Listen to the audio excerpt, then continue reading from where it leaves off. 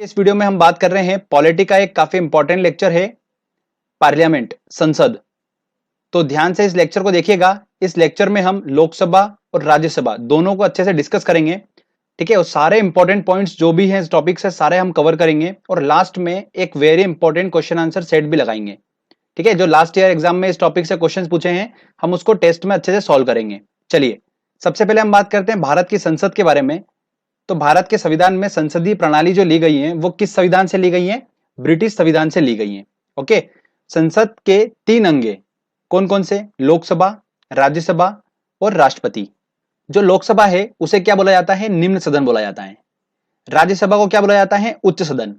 और राष्ट्रपति जो है वो क्या काम करता है? संसद के सत्र को बुलाने का काम करता है राष्ट्रपति। क्लियर बात? अब एग्जाम में ऐसा पूछ लेते हैं कि भारत की संसद का संविधान में किस आर्टिकल में उल्लेख है, ऐसा अगर पूछ लेते हैं तो देखिए मैंने एक बहुत अच्छी ट्रिक बनाई है, मैं आपको वो ट्रिक बताता हूं, उससे आप आसानी से याद रख लेंगे। क्या लिखा है दोस्तों? संसद। संसद के बारे में हमको पता करना है कि संविधान में किस आर्टिकल में बोला गया है। तो देखिए पहला वर्ड क्या है? स है। तो देखिए स से कौन सा अंक बनता है? 7 बनता है, तो हमने लिख लिया 7। लास्ट वाला वर्ड देखिए, बीच में फिर स आ गया, स तो हम यूज कर चुके हैं, अब कौन सा वर्ड है? द। देखिए द से क्या बनता है? 10 बनता है, तो हमने लिख लिया 10। तो 710 बना। 710 आर्टिकल होते हैं क्या? बिल्कुल भी नहीं होते हैं। तो अब क्या करें? 10 को हटा के क्या करेंगे? उससे एक अंक कम करेंगे, तो हमने क्या करा? 9 करा। क्या 79 आर्टिकल संविधान में एग्जिस्ट करता है? बिल्कुल करता है। बस तो यही आर्टिकल है जो संसद के बारे में बताता है। आर्टिकल नंबर 79 किसके बारे में बताता है? संसद के बारे में बताता है। इतनी आसानी से हमने याद कर लिया। अब देखिए 79 आर्टिकल क्लियर हो गया आपको? तो फ्रेंड्स आर्टिकल नंबर 79 हो गया पार्लियामेंट संसद से रिलेटेड। अब देखिए हम सीक्वेंस वाइज चलेंगे। सबसे पहले आएगा उच्च सदन। तो उच्च सदन कौन सा है? राज्यसभा है। तो इसके बाद आर्टिकल कौन सा आ रहा हमारा? 80 नंबर का। तो आर्टिकल नंबर 80 में बताया है राज्यसभा के बारे में। ओके, उसके बाद आएगा निम्न सदन। तो देखिए निम्न सदन जो होगा वो आर्टिकल नंबर 81 होगा, 81। तो आपको सीक्वेंस ध्यान रखना है, 79, 80 और 81 का सीक्वेंस क्या होगा? संसद, फिर उसके बाद उच्च सदन आएगा, फिर निम्न सदन। क्लियर? इस सीक्वेंस में आप याद रखेंगे, आसानी से आप इसको याद कर पाएंगे।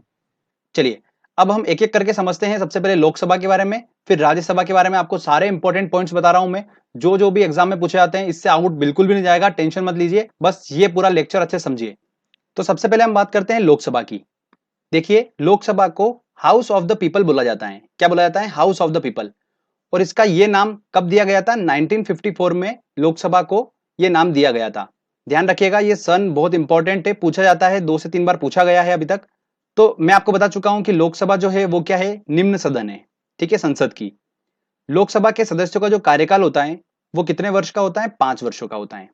लोकसभा के सदस्यों का जो निर्वाचन है वो किनके द्वारा होता है? जनता द्वारा होता है। डायरेक्टली जनता जो है वो क्या करती है? लोकसभा के सदस्यों का निर्वाचन करती है। ओके, अब बात करते हैं हम कि लोकसभा के अध्यक्ष और उपाध्यक्ष की नियुक्ति कौन करता है। तो लोकसभा के अध्यक्ष और उपाध्यक्ष की नियुक्ति कौन करते हैं? लोकसभा के सदस्य ही करते हैं। जब राष्ट्रपति एक संयुक्त सत्र बुलाता है, ठीक है, लोकसभा और राज्यसभा का, जब संयुक्त सत्र आता है तो उसकी अध्यक्षता भी कौन करता है? लोकसभा का अध्यक्ष ही करता है। क्लियर? लोकसभा का सदस्य बनने के लिए जो योग्यता होती है वो क्या क्या होती है? वो होती है भारत का नागरिक हो, और न्यूनतम आयु जो है वो कितनी होना चाहिए? 25 वर्ष। अब दोस्तों हम बात करते हैं कि लोकसभा में सदस्यों की संख्या कितनी होती है। तो चलिए मैं आपको बताता हूं। मैक्सिमम सदस्यों की संख्या की बात करते हैं तो कितनी होती है? 552 होती है। कितनी होती है? 552। ये मैक्सिमम है। वर्तमान में कितनी है? वर्तमान में है 545। 545 सदस्यों की संख्या है वर्तमान में लोकसभा में।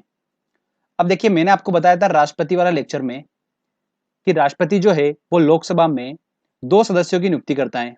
आंग्ला भारतीय समुदाय के 2 सदस्यों की नियुक्ति करता है। ठीक है, मैंने आपको बताया था। जिसने अगर वो लेक्चर नहीं देखा राष्ट्रपति वाला तो डिस्क्रिप्शन में लिंक दे रखा है मैंने, आप वहां से वो लेक्चर देख सकते हैं। तो हमको ये पता है कि 2 जो सदस्य है लोकसभा में उनकी नियुक्ति कौन करता है? राष्ट्रपति करता है। तो 545 में से 2 की नियुक्ति तो राष्ट्रपति ने कर दी, तो बचे कितने? 543 बचे। तो 543 जो है ये वो संख्या है जो निर्वाचन के द्वारा सदस्य चुने जाते हैं। ठीक है, मतलब 543 जो है निर्वाचन के द्वारा लोकसभा के सदस्य चुने जाते हैं। अब 543 में देखिए जो 530 होते हैं वो राज्यों से चुने जाते हैं और 13 चुने जाते हैं केंद्र शासित प्रदेशों से। ओके, ये मैंने आपको बताया वर्तमान की कंडीशन लेकर। अगर मैक्सिमम के केस की बात की जाए कि मैक्सिमम सदस्य जो है वो 552 है, तो इसमें 2 की नियुक्ति कौन करेगा? राष्ट्रपति करेगा आंग्ला भारतीय समुदाय के सदस्य की। बचे हुए कितने? 550। ये 550 जो है ये निर्वाचन द्वारा चुने जाएंगे। अब इन 550 में से राज्यों से कितने चुने जाएंगे? 530 सदस्य राज्यों से चुने जाएंगे और 20 चुने जाएंगे केंद्र शासित प्रदेशों से। क्लियर? तो ये आपको स्ट्रक्चर समझ में आया? ये जो हाईलाइटेड वाला है ये पोर्शन है अपना वर्तमान वाला, और ये मैक्सिमम केस को लेकर बताया मैंने आपको। तो काफी इंपॉर्टेंट है, स्ट्रक्चर हमको समझ में आना चाहिए। आपको बस ये ध्यान में रखना है कि वर्तमान में सीट कितनी है, मैक्सिमम कितनी है। मैक्सिमम जो सीट है वो 552 है और उससे 7 कम वर्तमान में सीट है। बस इतना ध्यान रखना है, आप आराम से सारा स्ट्रक्चर खुद ही बना लेंगे। आगे अब हम बात करते हैं कि मंत्री परिषद जो होता है वो सामूहिक रूप से लोकसभा के लिए उत्तरदायी होता है। मंत्री परिषद क्या, ये टर्म भी हम समझ लेते हैं। देखिए, एक ग्रुप ऑफ पीपल जिसके अंदर कैबिनेट मंत्री हो, राज्य मंत्री हो और बिना विभाग के मंत्री भी हो, इन सब की अध्यक्षता कौन करेगा? प्रधानमंत्री। इसे क्या बोला जाता है? मंत्री परिषद बोला जाता है। ये बात क्लियर हो गई? और ध्यान रखिए, मंत्री परिषद को ही क्या बोला जाता है? सरकार बोला जाता है। तो फ्रेंड्स, ये क्लियर हो गया कि मंत्री परिषद क्या है। यही मंत्री परिषद जो होता है लोकसभा के लिए उत्तरदायी होता है। ओके, अब दोस्तों हम एक टर्म को और डिस्कस करते हैं, अक्सर एग्जाम में पूछी जाती है, अविश्वास प्रस्ताव। अविश्वास प्रस्ताव क्या होता है? देखिए, अगर सिंपल वर्ड में बोले आपको तो सरकार अपना बहुमत साबित करे, इसका मतलब ये होता है। अविश्वास प्रस्ताव विपक्ष रखता है, किसके प्रति रखता है? मंत्री परिषद मतलब सरकार के प्रति रखता है। कहने का मतलब ये कि सरकार अपना बहुमत साबित करे लोकसभा में। तो फिर क्या होगा? लोकसभा में वोटिंग होगी और अगर सरकार ने अपना विश्वास मत हासिल कर लिया, मतलब बहुमत साबित कर दिया, तो अविश्वास प्रस्ताव जो होगा वो क्या हो जाता है? खारिज हो जाता है। अगर सरकार विश्वास मत हासिल नहीं कर पाई, मतलब बहुमत साबित नहीं कर पाई, तब क्या होगा? मंत्री परिषद को इस्तीफा देना पड़ेगा। ओके, अब इसको हम देखो रियल एक एग्जाम्पल समझते हैं। सरकार में कौन है? मोदी सरकार, ठीक है, बीजेपी है, और विपक्ष में कौन है? कांग्रेस है। तो कांग्रेस जो है उसने अविश्वास प्रस्ताव रखा, समझ लेते हैं। तो बीजेपी को क्या करना पड़ेगा? अपना बहुमत साबित करना पड़ेगा, और बहुमत का जो आंकड़ा है वो कितना है? 273 है, कि 273 सांसद जो है वो सपोर्ट में है। तो लोकसभा में वोटिंग हुई और वोटिंग के फलस्वरूप क्या रिजल्ट आया कि ऐसा आ गया, मान लो कि 260 ही सांसद जो है वो सपोर्ट में। तब उनको क्या करना पड़ेगा? पूरे मंत्री परिषद को इस्तीफा देना पड़ेगा। अगर वोटिंग के दौरान ऐसा हुआ कि हाँ विश्वास मत हासिल हो गया, तो फिर अविश्वास प्रस्ताव जो है वो खारिज हो जाएगा। तो ये बात आपको समझ में आई? तो चलिए हम क्या क्या समझे। पहली चीज तो यह कि विपक्ष द्वारा लोकसभा में सरकार को हराने या कमजोर करने की उम्मीद से रखा जाता है अविश्वास प्रस्ताव। सेकेंड चीज, अविश्वास प्रस्ताव एक सत्र में सिर्फ एक ही बार लाया जा सकता है। ओके, ये ध्यान रखिएगा। अगला पॉइंट देखिए, अविश्वास प्रस्ताव को रखने का तरीका क्या होता है? एक सदस्य पहले लिखित में नोटिस देगा और 50 सदस्य उसके समर्थन में होना चाहिए। तब क्या होगा कि लोकसभा का अध्यक्ष जो है वो क्या कराएगा? वोटिंग कराएगा और देखेगा कि सरकार अपना विश्वास मत हासिल कर पा रही है कि नहीं कर पा रही है।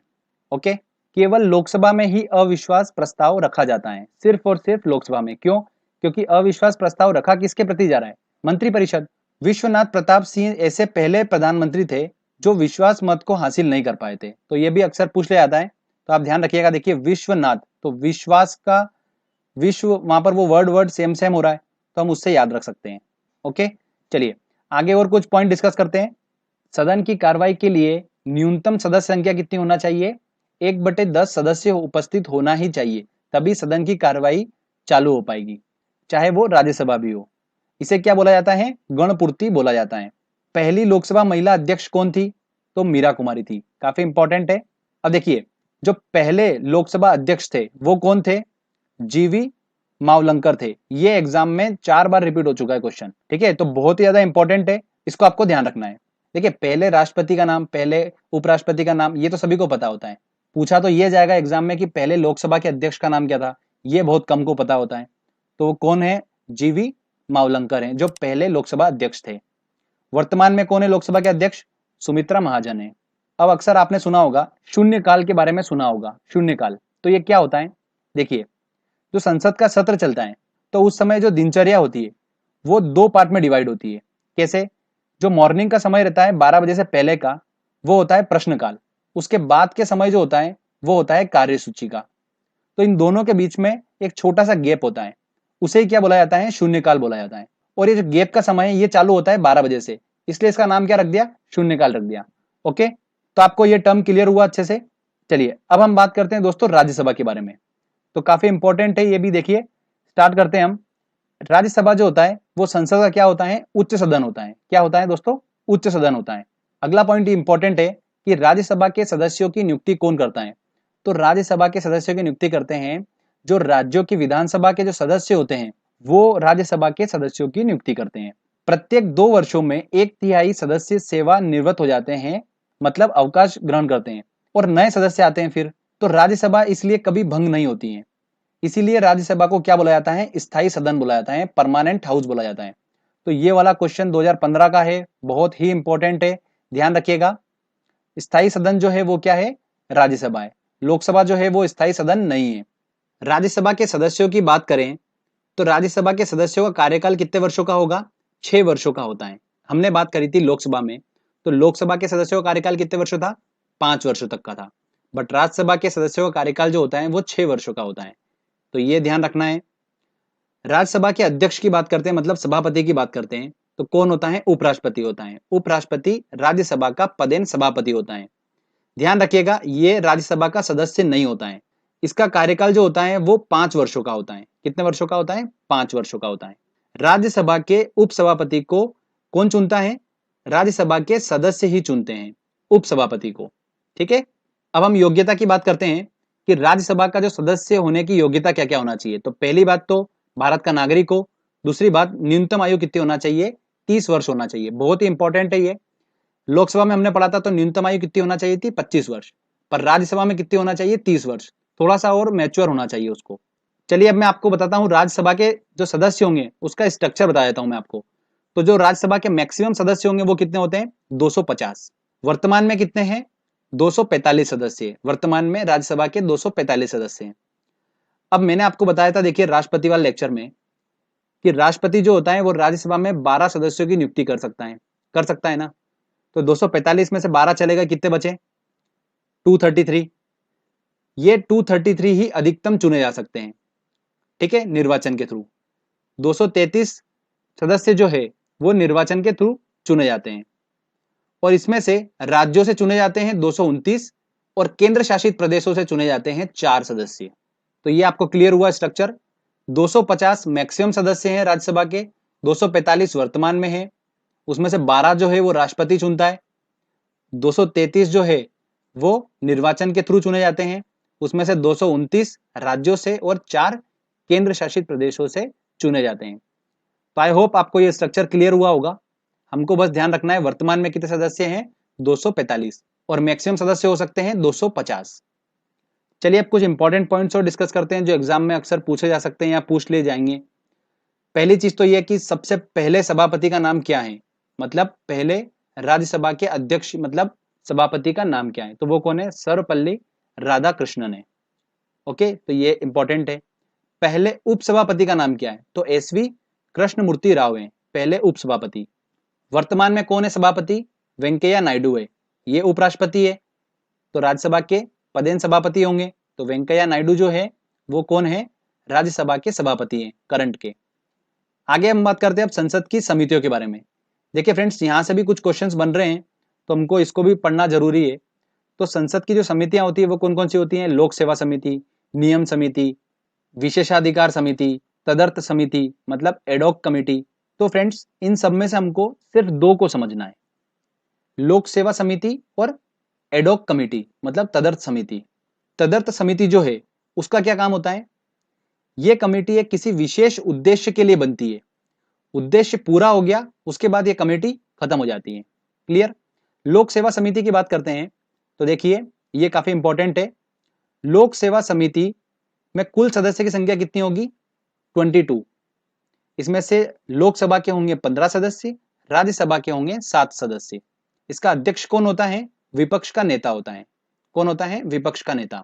और इसका काम क्या होता है लोक सेवा आयोग समिति का, कि मंत्रालय के जो भी व्यय है और जो किए गए नियंत्रक एवं महालेखक परीक्षक, इसकी रिपोर्ट पे विचार विमर्श करने का काम होता है लोक सेवा आयोग समिति का। तो दोस्तों ये भी बहुत इंपॉर्टेंट है, आजकल क्वेश्चंस बन के आ रहे हैं इसमें भी, तो आप थोड़ा सा ध्यान रखिएगा। ओके, एक और चीज पूछ ली जाती है एग्जाम में कि वो कौन से प्रधानमंत्री थे जिन्होंने अपने कार्यकाल के दौरान संसद के अधिवेशन में भाग ही नहीं लिया, मतलब संसद के सत्र में भाग ही नहीं लिया। तो वो कौन थे? चौधरी चरण सिंह थे। इन्होंने संसद के सत्र में एक बार भी भाग नहीं लिया था। ये ऐसे प्रधानमंत्री थे। संसद के सत्र की बात करते हैं तो संसद का जो सत्र होता है वो साल में कितनी बार होता है? 2 बार अनिवार्य होता है, और दोनों सत्र के बीच में 6 महीने का मैक्सिमम गैप हो सकता है, इससे ज्यादा गैप नहीं हो सकता है। तो फ्रेंड्स, यहां पर हमारा ये थ्योरी सेक्शन कंप्लीट होता है। आई होप आपको सारी चीजें क्लियर हुई होगी। जितने पॉइंट्स मैंने बताए ये सारे इंपॉर्टेंट पॉइंट्स हैं, इससे आउट कुछ भी नहीं जाने वाला है, जो भी आएगा वो सब इन्हीं के बीच में से आने वाला है। तो चलिए दोस्तों, हम क्वेश्चन आंसर टेस्ट लगाते हैं और देखते हैं कि हम कितना क्वेश्चन सॉल्व कर पा रहे हैं। देखिए दोस्तों, पहला क्वेश्चन है हमारा, भारत में सरकार की संसदीय प्रणाली को कहां से ग्रहण किया गया है? किसके संविधान से लिया गया है? ब्रिटिश संविधान से लिया गया है, तो सी आंसर होगा। भारतीय संसद के अपर हाउस को किस नाम से जाना जाता है? तो अपर हाउस को मतलब राज्यसभा, बी आंसर होगा। एसएससी टीयर 1 2015 का क्वेश्चन है ये। राज्यसभा को भंग किया जाता है। राज्यसभा चूंकि स्थायी सदन है तो भंग नहीं किया जा सकता, तो देखिए उपयुक्त में से कोई नहीं, डी आंसर होगा। नेक्स्ट क्वेश्चन लेते हैं।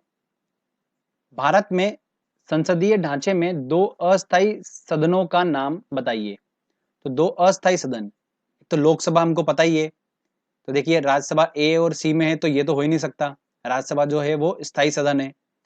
अब बी और डी में से है, तो देखिए लोकसभा और विधान परिषद, लोकसभा और विधानसभा। तो विधान परिषद भी जो है वो क्या है? स्थायी सदन है। सिर्फ लोकसभा और विधानसभा ये दोनों जो है वो अस्थायी सदन है, तो आंसर क्या होगा इसका? डी आंसर होगा। अगला क्वेश्चन देखिए कि राज्यसभा की नियुक्ति के लिए न्यूनतम आयु कितनी होना चाहिए? तो कितनी होना चाहिए राज्यसभा के लिए? 30 वर्ष होना चाहिए, सी आंसर होगा। भारतीय संसद के संयुक्त सत्र की अध्यक्षता कौन करता है? तो संयुक्त सत्र बुलाने का काम करता है राष्ट्रपति, और उसका अध्यक्षता कौन करता है? लोकसभा का अध्यक्ष ही करता है, तो क्या आंसर होगा? सी आंसर होगा। देखिए, संसद की लोक लेखा समिति का अध्यक्ष नियुक्त किया जाता है। किसके द्वारा नियुक्त किया जाता है? अध्यक्ष की नियुक्ति कौन करता है? लोक लेखा समिति के अध्यक्ष की नियुक्ति लोकसभा के अध्यक्ष द्वारा की जाती है, ए आंसर होगा। भारतीय संसद में लोक लेखा समिति का अध्यक्ष होता है, कौन होता है? विपक्षी दल का नेता होता है, ए आंसर होगा। राज्यसभा के सदस्यों का सेवा काल कितना होता है? तो देखिए राज्यसभा के सदस्यों का सेवा काल कितना होता है? 6 वर्ष होता है। अगर लोकसभा की पूछते तो 5 साल होता। ओके, ध्यान रखिएगा, इंपॉर्टेंट क्वेश्चन है। चलिए अगला क्वेश्चन देखते हैं। मंत्रिपरिषद सामूहिक रूप से किसके प्रति उत्तरदायी है? तो किसके प्रति उत्तरदायी है मंत्रिपरिषद? लोकसभा के प्रति उत्तरदायी है। मैंने आपको बताया था। संसद में शामिल है, संसद के अंग पूछे, देखिए कौन कौन होंगे? राष्ट्रपति होगा, लोकसभा होगा और राज्यसभा होगा, तो ऑब्वियस सी बात है, ए आंसर होगा। हाउस ऑफ द पीपुल को लोकसभा का नाम किस वर्ष में दिया गया था? तो 1954 में दिया था, तो ए आंसर होगा। चलिए नेक्स्ट क्वेश्चन लेते हैं। देखिए क्वेश्चन, निम्नलिखित में से कौन भारत में कानूनों को बनाता है? तो कौन बनाता है? मैंने आपको देखिए राष्ट्रपति वाले लेक्चर में भी बताया था, तो कौन बनाता है? राष्ट्रपति और संसद के दोनों सदन मिलकर, तो क्या आंसर होगा? सी आंसर होगा। स्वतंत्र भारत की लोकसभा का पहला अध्यक्ष कौन है? देखिए कितना इंपॉर्टेंट क्वेश्चन है। पहले अध्यक्ष कौन थे? जीवी मावलंकर थे, तो डी आंसर होगा। वह प्रधानमंत्री कौन है जिन्होंने अपने कार्यकाल के दौरान संसद के अधिवेशन सत्र में भाग ही नहीं लिया? तो वो कौन है? चौधरी चरण सिंह थे, तो डी आंसर होगा। नेक्स्ट क्वेश्चन देखते हैं।